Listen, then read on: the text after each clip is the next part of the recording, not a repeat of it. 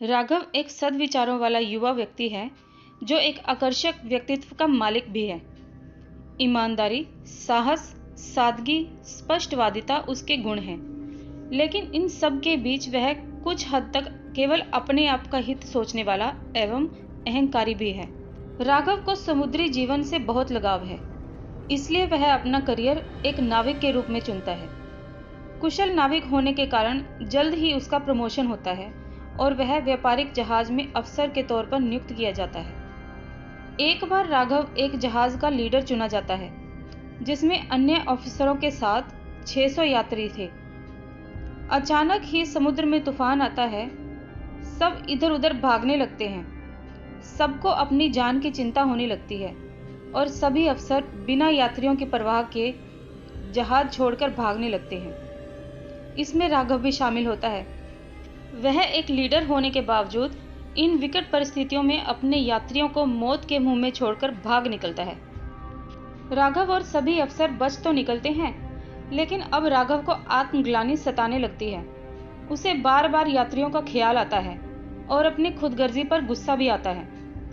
पर कुछ देर बाद उसे पता चलता है कि एक अन्य जहाज के लीडर और उसकी टीम ने सभी यात्रियों को बचा लिया। राघव ने संकट के समय अपने कर्तव्य को त्याग दिया था। उसे हर वक्त इस बात का अफसोस रहता है। वो खुद को कोसता है और पूछता है कि उसने ऐसा काम कैसे कर दिया। उस वक्त स्वार्थ की कैसी पट्टी उसकी आंखों पर बंध गई थी और वह कर्तव्य विमुख हो गया था और वह कठिन समय में अपना सही निर्णय नहीं ले पाया। उसने जहाज के कप्तान होने का फर्ज नहीं निभाया। अब वह बहुत शर्मिंदा होता है। राघव पर मुकदमा चलाया गया। जज जानना चाहते थे कि उसने ऐसा क्यों किया, क्यों अपने कर्तव्य का निर्वाह नहीं किया, कप्तान होकर क्यों यात्रियों को मरने के लिए छोड़ दिया। राघव कुछ छिपाना नहीं चाहता था, लेकिन अपनी सफाई देने में असमर्थ भी था। इस तरह वह मुकदमा हार जाता है और उसका लाइसेंस भी रद्द कर दिया जाता है। इसी दौरान राघव की मुलाकात विनय से होती है। विनय एक रिटायर्ड कैप्टन है। विनय राघव की बहुत मदद करते हैं क्योंकि वह उसकी परिस्थिति एवं मनस्थिति को अच्छी तरह समझते हैं। राघव की मनस्थिति ठीक नहीं है। वह अपने जीवन में जिस चीज को सबसे अधिक प्रेम करता था, वह चीज अब उसके पास नहीं थी। राघव अपने ही सवालों में गुम होता जा रहा था। विनय उसे इस स्थिति से बाहर निकालना चाहता था। वह उसे मानसिक तनाव से बाहर निकालने की कोशिश करता रहता था। अचानक ही एक दिन राघव को उसके बचपन का दोस्त आकाश मिलता है। विनय ने उसे राघव के बारे में सब कुछ बताया। अब वे दोनों मिलकर राघव की मदद करते हैं। आकाश राघव को उसके शहर ले जाने को कहता है, जिस पर विनय भी हामी भर देता है। आकाश राघव को उसके शहर ले जाता है, उसे पुरानी बातें याद दिलाता है और उसे जीवन के प्रति अपनी उदासीनता को खत्म करने के लिए प्रेरित करता है। आकाश उसी शहर में राघव की नौकरी लगवाता है। उस शहर के लोग बहुत भले और मिलनसार हैं। राघव धीरे धीरे अपने आप को उस शहर के अनुरूप ढाल लेता है और वह उस शहर का दार्शनिक मार्गदर्शक बन जाता है। राघव के पड़ोस में एक मिस्टर जॉन की फैमिली रहती है और उनकी एक बेटी है ईवा, जिससे राघव को प्यार हो जाता है। लेकिन मिस्टर जॉन राघव को बिल्कुल पसंद नहीं करते और वे शादी के लिए राजी भी नहीं होते। मिस्टर जॉन चाहते हैं कि राघव को रास्ते से हटा दिया जाए और इसी कारण मिस्टर जॉन पिंटो के साथ मिलकर राघव को मारने का षड्यंत्र रचते हैं और यह सब बातें ईवा सुन लेती है और इसके बारे में राघव को बताती है। लेकिन राघव इन सब बातों को गंभीरता से नहीं लेता और कहता है कि कोई भी पिता अपनी बेटी के प्रेमी के साथ ऐसा व्यवहार नहीं कर सकता। किसी की जान लेना इतना आसान काम नहीं है। ईवा उसे समझाती है, पर वो उसकी बिल्कुल भी नहीं सुनता।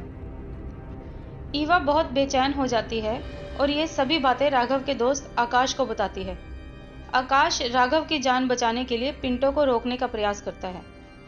इस दौरान राघव, आकाश और पिंटो के बीच हाथापाई हो जाती है और इस हाथापाई में राघव के हाथों से आकाश की हत्या हो जाती है और यह देखकर पिंटो वहां से भाग जाता है।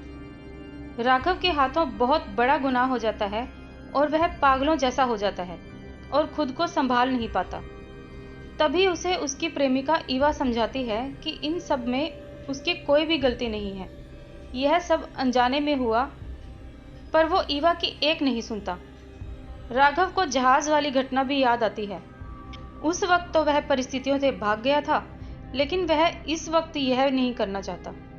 इसलिए राघव अपनी गलती का प्रायश्चित करने के लिए आकाश के घर जाता है। वहां की स्थिति बहुत ही गंभीर है। पालन पोषण करने वाला कोई नहीं है और उन्हें अब तक नहीं पता कि उनका बेटा मर गया है। राघव मेहनत करके परिवार का पालन पोषण करता है और आकाश की बहनों की शादी भी करवाता है, लेकिन उसके मन पर भार है और वह एक दिन आकाश के पिता को सब कुछ सच सच बता देता है। आकाश के पिता गुस्से में आकर राघव को मार देते हैं। राघव पर सच को बोलना भारी पड़ जाता है और उस परिवार का एकमात्र सहारा भी छूट जाता है। इस कहानी से हमें ये सीख मिलती है कि कभी कभी परिस्थितिवश हुई घटनाओं में खुद को भागी न समझें। हर परिस्थिति समान नहीं होती। अगर राघव सच न बताता तो खुद भी जिंदा रहता और आकाश के परिवार का सहारा भी बना रहता, और शायद यही उसके जीवन का सबसे बड़ा प्रायश्चित होता। प्रेरणादायक कहानी जीवन का आदर्श बन सकती है। उसके जरिए जीवन के कई पहलुओं को समझा जा सकता है। ऐसे ही हिंदी स्टोरीज के लिए हमारे साथ जुड़े रहिए और कमेंट बॉक्स में अपने विचार जरूर बताइए। ऐसे ही और कहानियों के लिए मेरे चैनल को सब्सक्राइब करें, इस वीडियो को लाइक करें और फ्रेंड्स और फैमिली के साथ शेयर भी करें। धन्यवाद।